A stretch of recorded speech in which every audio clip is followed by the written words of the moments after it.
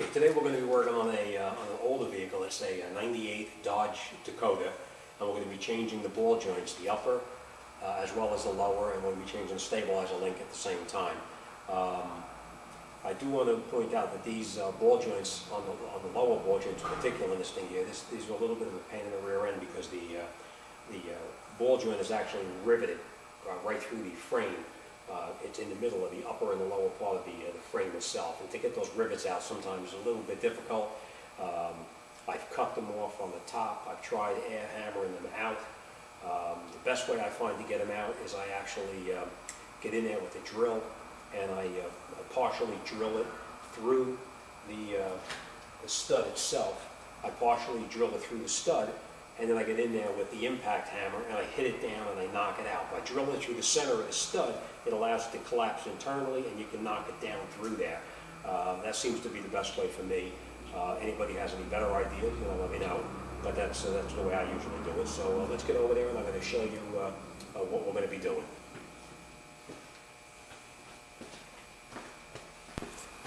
Okay. Upper ball joint, not really too bad. We just cut these rivets off over here, and we use the impact chisel and we can knock these through the frame.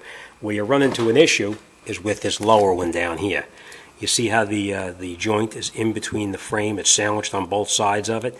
So we can cut these off, it's not a problem, but when you get in here with an impact hammer and you try to hit them down, all it does is mushroom it and it doesn't push it through. So I'll show you what I do, and hopefully it saves you some time and avoids a big headache for you. As you can see, we're going to be changing the stabilizer link here at the same time. Alright, so let's grab some tools and we're going to get started. First thing we're going to do is we're going to be removing the brake caliper. We're going to take the caliper off as we normally do. It's just in the back over here. We take these two bolts out and we remove the caliper, and we're going to support the caliper off to the side, and we're going to remove it from the car. Next thing we're going to do is we're going to disconnect the tie rod end from the knuckle right here. We're going to take this cotter pin out. We're going to take this off here, and then we're going to knock this out here.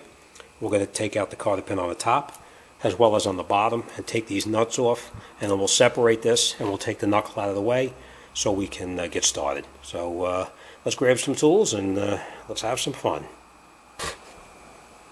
Alright, first thing we're going to do is we're going to disconnect this caliper. We're going to take those two bolts out through the back over here. They're actually 7 millimeter. They're actually 7 millimeters.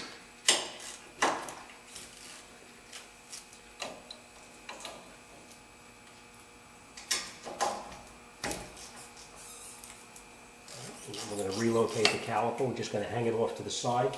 We're not going to leave it hanging by itself. We're just going to remove it, and what I usually do is I have a piece of wire like this, and I put it through the caliper and then attach it off to the side, whether it's to the upper control arm or one of the slots in the chassis itself, just so it's not dangling by the hose and causing a problem in the hose later on. So once you have these bolts out, the caliper is going to be fairly tight up against the knuckle. Now what you're going to need to do is you're going to need to just pry the piston back in, because as these things get older, they get a little bit rusty and they stick a little bit. Okay, so you just get in here with a screwdriver and just pry the piston back in a little bit, just enough to get the caliper off. You don't have to push it in too far. And just lift the caliper up and off. And remember what I said, you take the hook and you hang it like this off to the side somewhere so it's not in your way. And we're going to take this rotor out of the way right now. Alright, next thing we're going to do is we're going to show you real quick over here. I'm going to disconnect this tie rod end right over here. I'm going to take that tie rod end off. It gives us a little bit more room to work in there. You know that these things can get kind of rusty in here, so try to straighten it out the best you can. And let's see if we can, if we're going to get lucky today and it's going to come out. Probably not. It's pretty rusty, but you never know.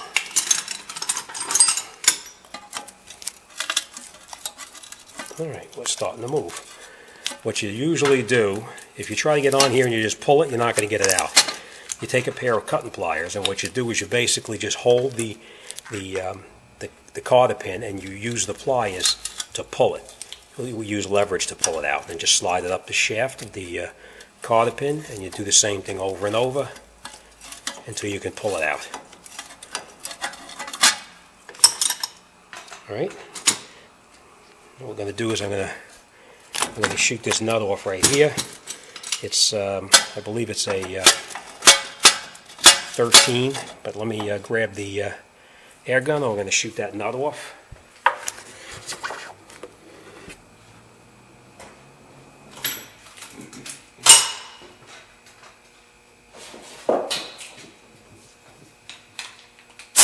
Unfortunately, things get very rusty.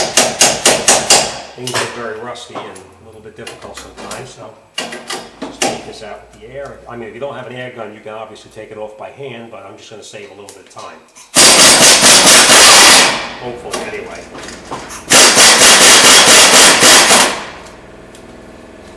Don't lose that nut, because you're going to need to put it back on. And as you know, it's very rusty.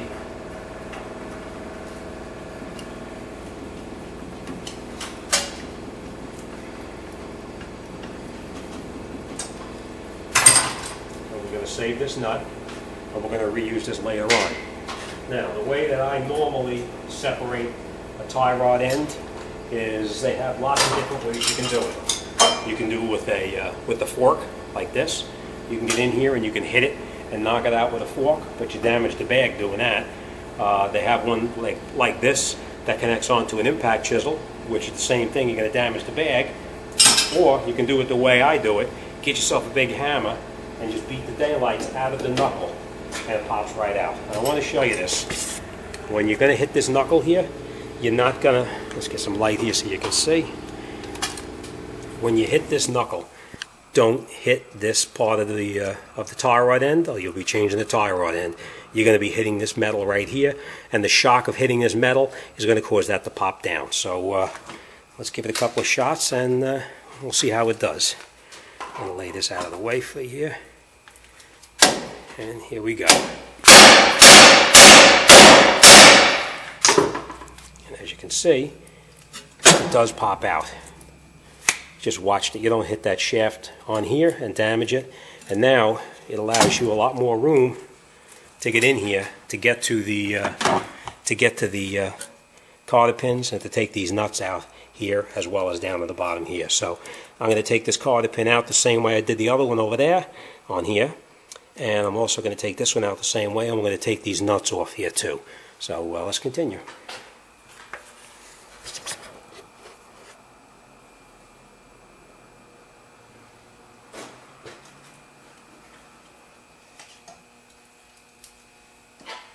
You know what I said about the cotter pins now.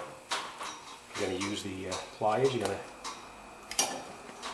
Sorry, I'm right-handed, but I got to do this through this way here so you can see. You bend this up like this, and you can just see if you can get it to move a little bit. And we're going to do the same thing on the bottom and down here.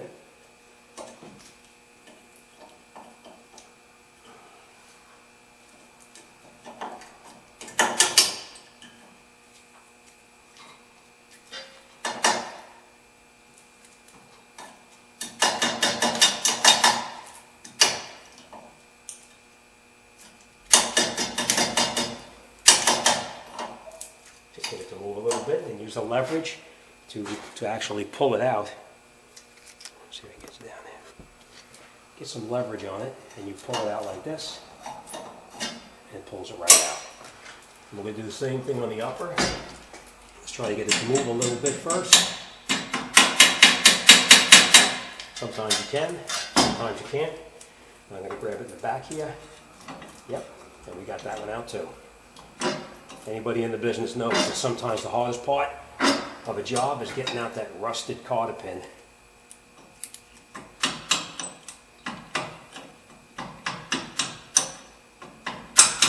Alright. Next thing we're going to do is we're going to take out this nut here, And we're going to take out this nut down on the bottom right here also, and then we're going to separate the ball joints. So let me do that, and I'll show you how that goes.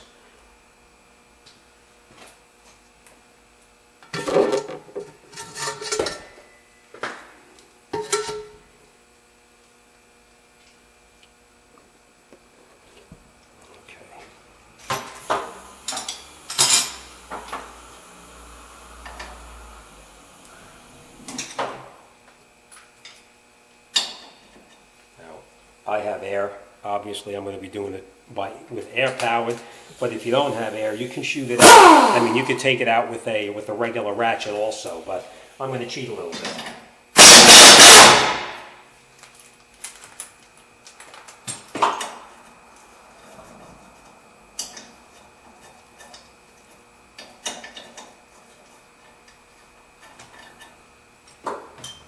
And we'll do the same thing on the top up here. Except as you can see, it's going to be a little difficult to get in there with an air gun, so we're going to get in there with a regular wrench, and we'll break it loose.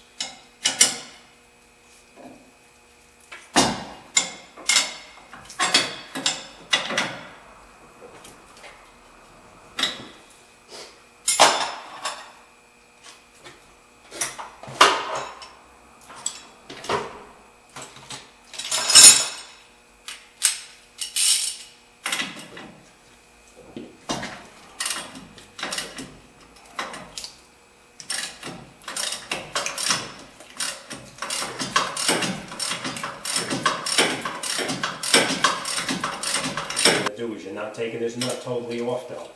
You're just going to loosen this nut all the way down until there's maybe half of the distance of the threads are still in the nut. And then we're going to take this off right up in here.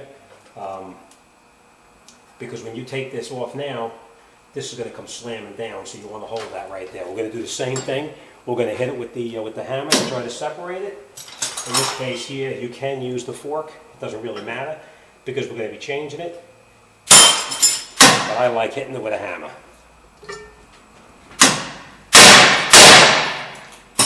You got to really hit it pretty firmly to get it to pop out like that. I'm sure it looks easy, but wait till you try doing it. You'll see. Alright, next thing we're going to do is we're going to separate the bottom ball joint. Bottom ball joint's a little bit different. That one we are going to use the fork to separate it.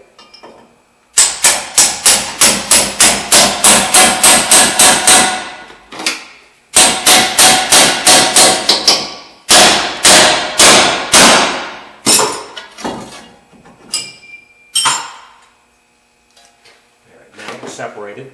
What we're going to do is we're going to support the lower control arm, and we're going to lift. Actually, I'm going to put the car down onto the ground. We're going to put a jack under it and jack up the lower control arm so we can disconnect this nut, because as you can see, there's still a lot of pressure on this. So let me lower it down, put a jack underneath the bottom of the control arm, and then we're going to lift it up, take this off, and once I get it off, I'll come back and I'll show you what we're up to.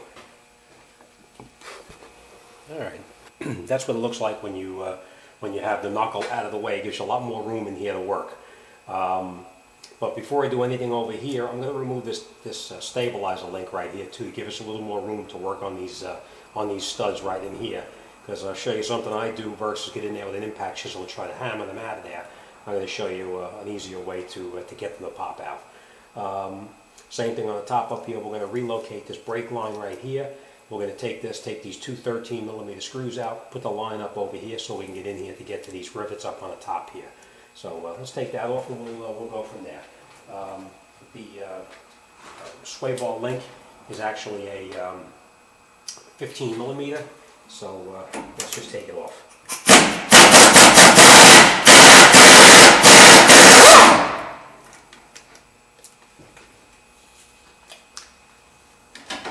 Now, if you don't have air, you can do it by hand. It does make it a lot easier doing it with air.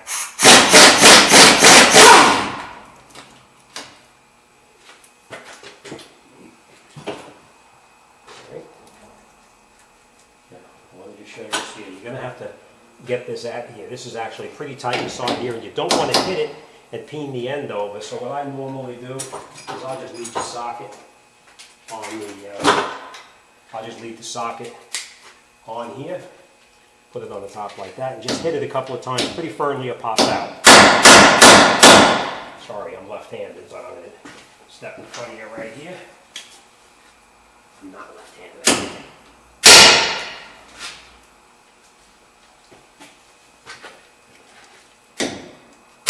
Alright. And then you knock it right out. And then you can take it off. And we're going to discard it because we're not going to be using this one over. We have a new one.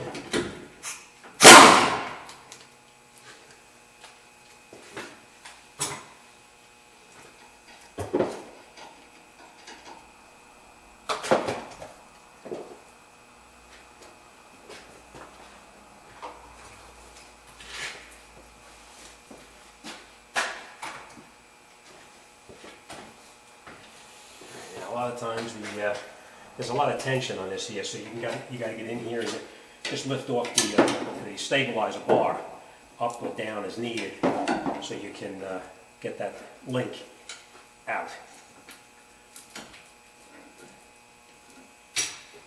And we're just going to tap this down.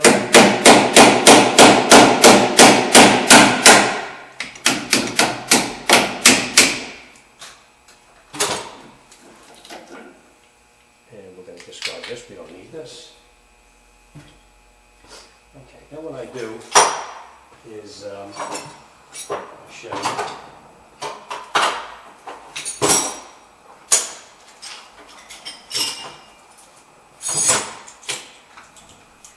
You can get in here with an impact chisel and hammer these off right here, and you can get them off. It's a little bit extra work. What I normally do to make it a little easier is just take a cutting wheel like this, and I just cut across the top of the rivet here, all four of the rivets. Makes it a little bit easier to try to chisel them off later on. So let me grind them down a little bit, and I'll show you how it goes. On the dice, I want to make sure you wear your goggles. I'm sure you guys know it. You don't want to get anything in your eyes. Not a pleasant end to a day going to the hospital. Like I said, you just cut a groove in the top of it. I'm going to do one and then I'll show you.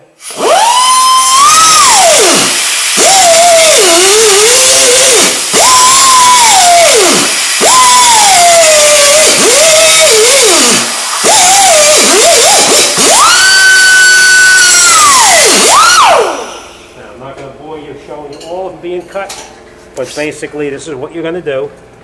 Just cut a groove in it right here, and then we'll come in here with the chisel and we'll chisel them out. I'm going to do it to all the rest of them, so let me get these done, and I'll come back and I'll show you how to chisel them. Okay, I just want to point out what I was talking about cutting the groove in the top of it.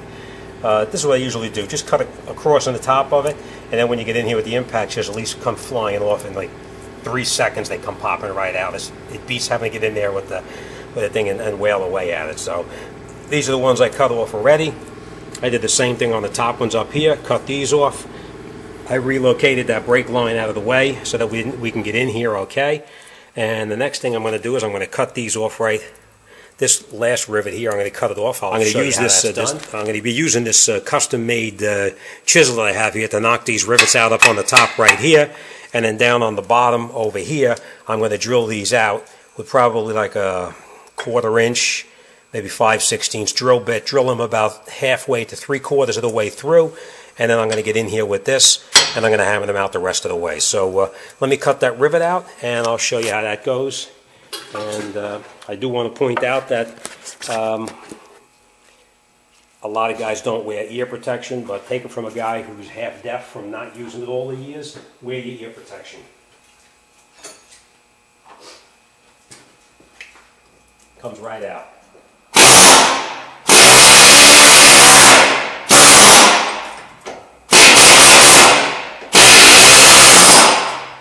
Right, the top up here, we're just going to shoot that out with the that special custom-made chisel that I have for this thing here. I've been using it for years.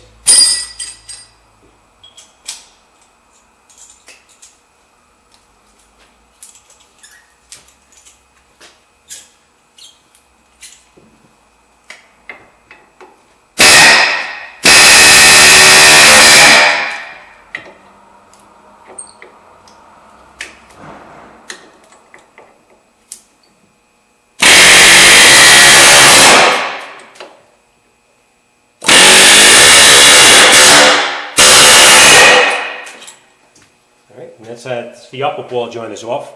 Now we're going to get working on the lower ball joint.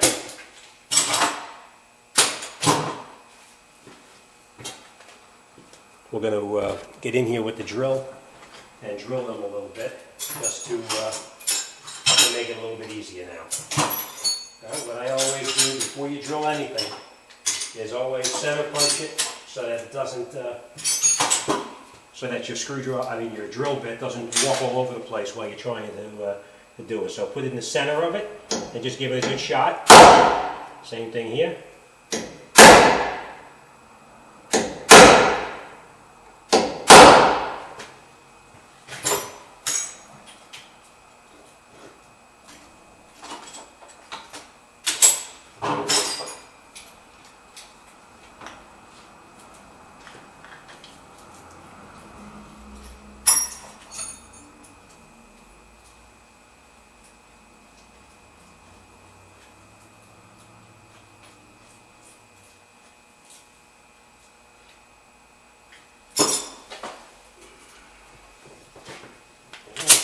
Get started and see how it goes.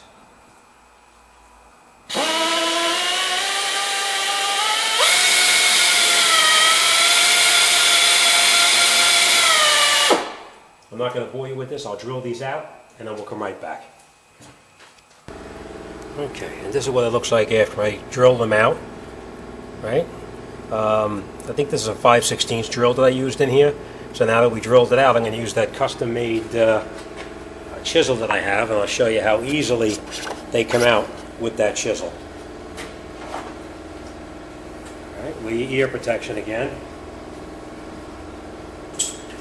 All right, here we go. Cover your ears.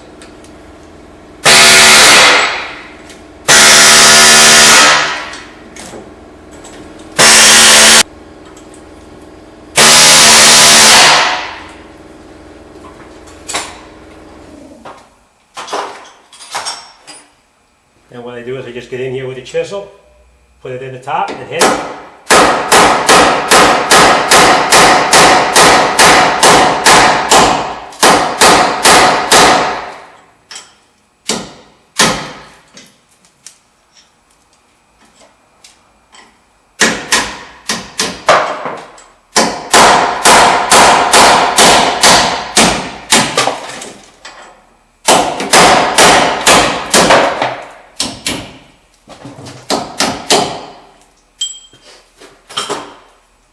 Okay, see? Get a light. And this is what I did. I just drilled a hole through the center of it, and then when you put the chisel in, you put it in through here, and you hit it, and you drive the rest of the remaining rivet out through the bottom. All right, now that we got that out, we're just going to tap that ball joint out. And that comes out fairly easy. You just work it back and forth.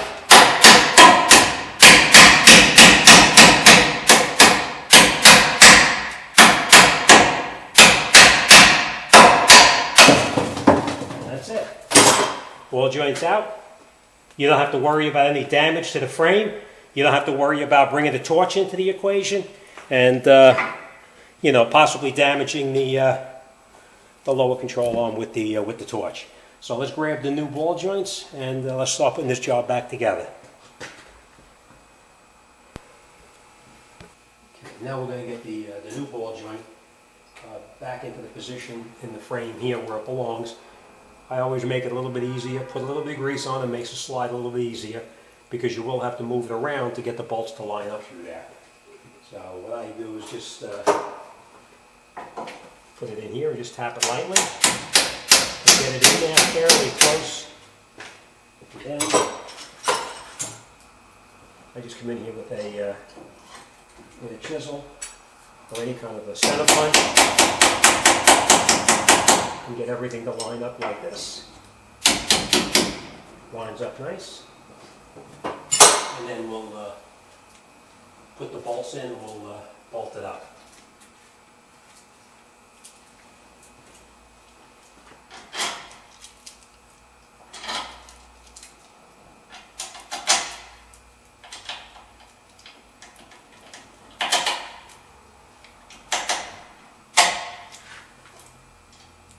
Catch the nuts by hand, and then we're going to follow it up with an air gun to tighten it up.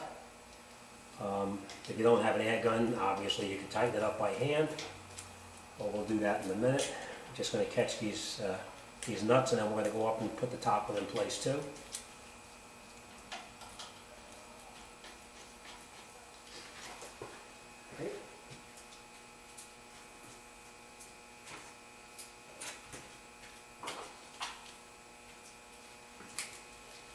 Alright, the upper one, remember you had it on top of the frame, so you're just going to put it back through the same way. Just going to catch all the bolts in there before we tighten anything up. And we'll get the nuts on it. Okay, we get some ratchets and we're going to tighten this up. We're going to shoot it up, make them tight, and we'll come right back.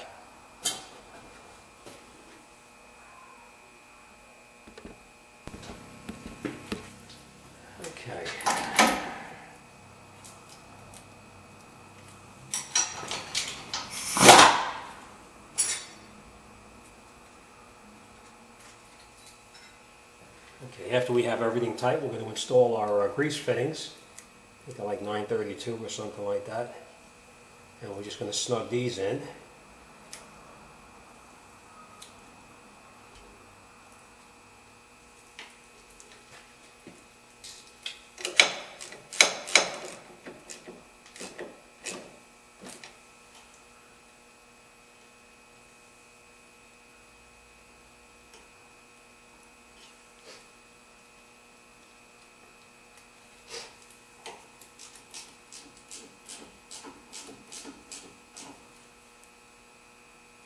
Alright, nice and tight. Alright, next thing we're going to do is we're going to, before we put the steering knuckle back on, we're going to install that stabilizer link that we previously took off right here. Let me grab it and we'll come right back. Okay. To put the link on is very simple. You just put it up through here, put the nut back on the top like this, and then we need to get this back through there, so you may need a crowbar to either lift it up or down depending on which direction you need to go. In this case it has to go up very slightly. Get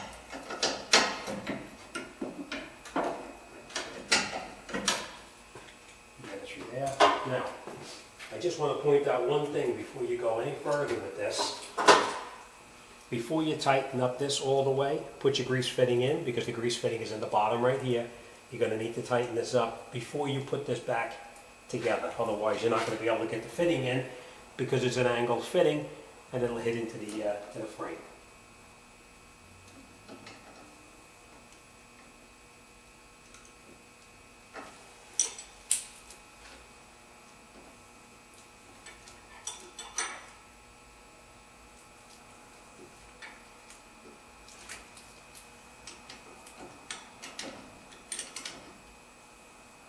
Obviously you want to have it pointing to the front so you can get on that with the grease gun and get your grease in there. Alright, let's put our nut back on, and if you have an air gun, tighten it up. If you don't have an air gun, you got to do it by hand.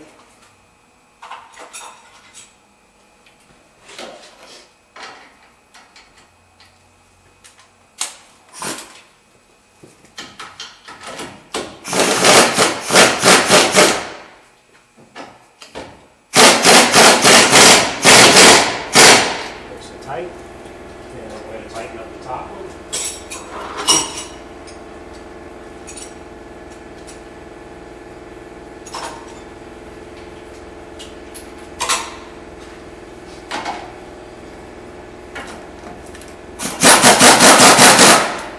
I always shoot it down with the air gun and then tighten it up by hand, just to make sure it's where I want it.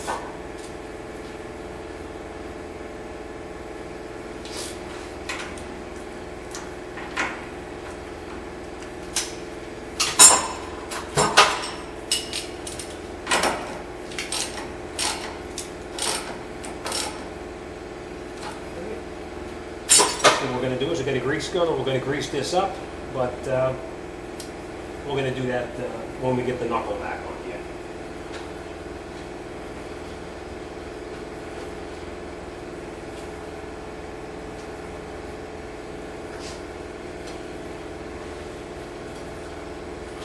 Alright, so remember you got to put your grease loop back on here, and you put this up on here, and you catch your nut, the new nut that came with it.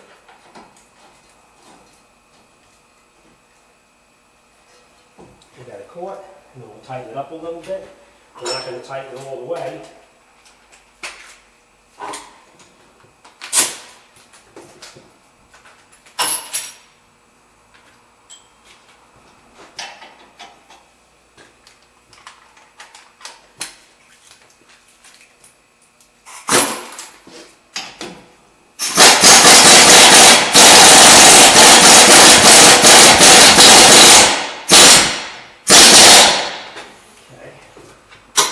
Next thing we're going to do is we're going to put the upper ball joint back through here, but as you can see, it doesn't fit. And this, you're not going to push this down far enough to get it to line up. So we're going to do the same thing we did before. We're going to lower the car down, put a jack underneath the spring, and we're going to jack the control arm up. So let's do that. I'm going to catch this on here, and we'll come right back. Okay, we got the upper ball joint back through the knuckle. We have this nut tightened up. We have the slot lined up for the cotter pin here. And we also have the hole down here lined up for the cotter pin too. We have the stabilizer link is tight. Next thing we're going to do is we're going to put our cotter pins through here. Right through there. And just bend it down. Same thing down the bottom here. Like that. And just bend it under, so it isn't going to be coming out. Next thing we're going to do is we're going to grab our grease gun, and we're going to grease everything up because it's a little bit easier to grease it now with the tie rod end disconnected than later on. So let's get the grease gun and put some grease in here.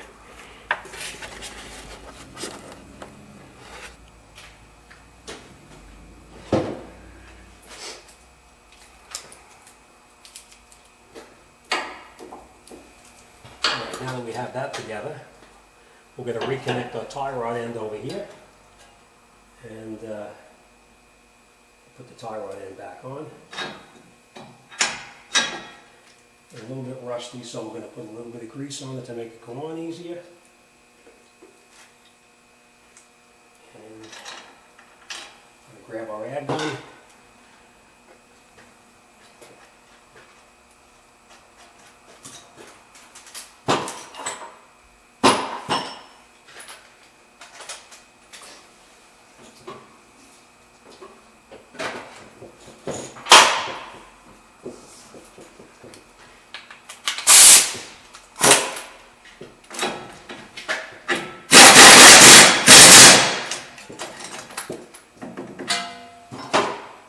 Line up our cotter pin on here.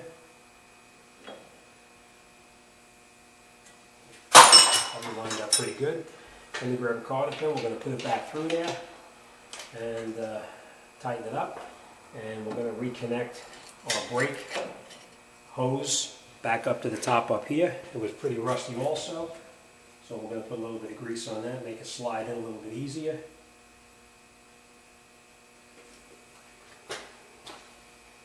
Before you tighten them up, make sure you get them both caught by hand. If you have an air gun, you can shoot it on with an air gun. If not, tighten it up with a ratchet. There's 13.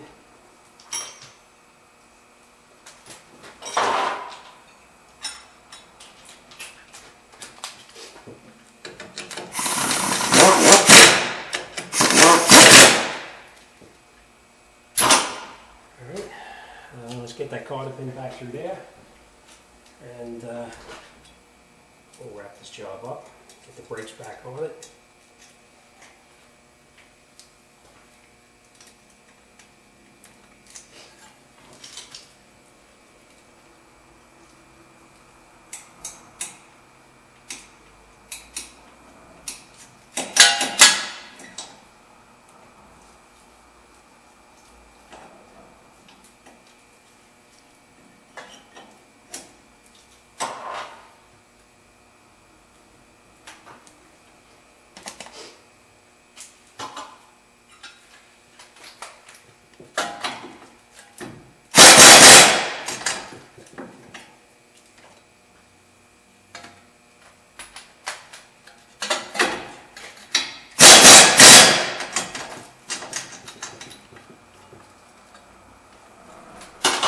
Rust is wonderful.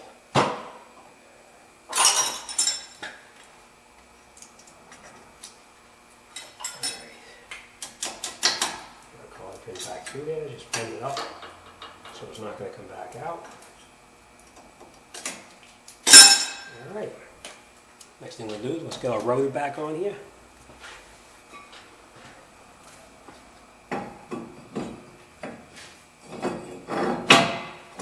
And let's grab our caliper and lay that back in here.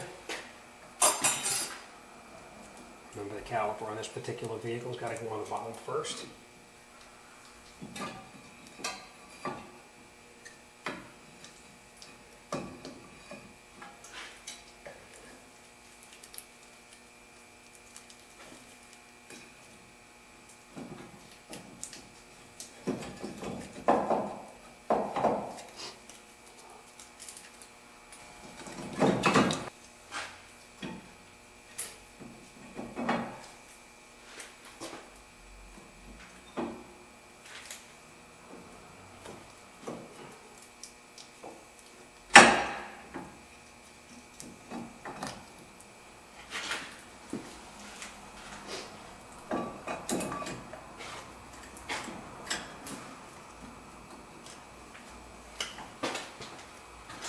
Make sure that your two pieces for your brake pad sit on the knuckle the way they're supposed to. And then push the top in, and then you can tighten up your caliper.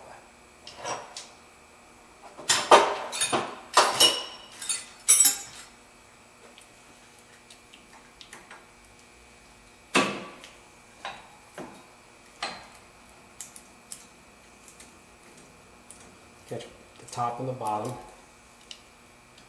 before you tighten it up all the way.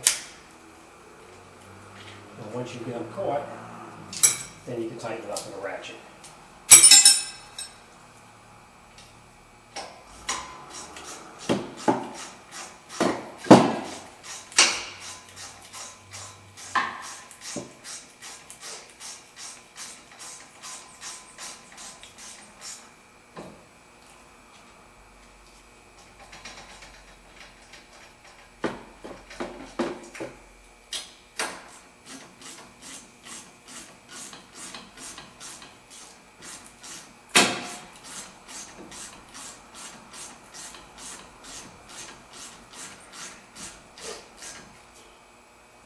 Okay, and that should be it. So let's just go over a couple things that we know should have been done, just to make sure. Okay, now that we got everything all put back together, we want to just confirm in our mind that everything is done. We have the caliper on, and both caliper bolts are tight. We have the ball joint bolts all tight on the upper. We have the grease fitting in and lubricated. We have the lock nut on, cotter pin in, brake line is reattached to the upper control arm as it's supposed to be, and then down on the bottom underneath here, the ball joint is tightened in. All the bolts are nice and tight. We lubricated the lower ball joint. We have our tie rod end reconnected here. We have our sway bar link put back in. Top is tight, bottom's tight, and greased. That's it. We're all done. All right, next thing we're going to do is we're going to go around to the other side, and we're going to do the exact same thing on the other side. But this has got to be one of the most foolish ideas of putting a ball joint into a control arm. All right, good luck. Any questions, comments, concerns, drop me a line. Be more than happy to talk to you about anything. All right, thanks for watching. See you on the next one.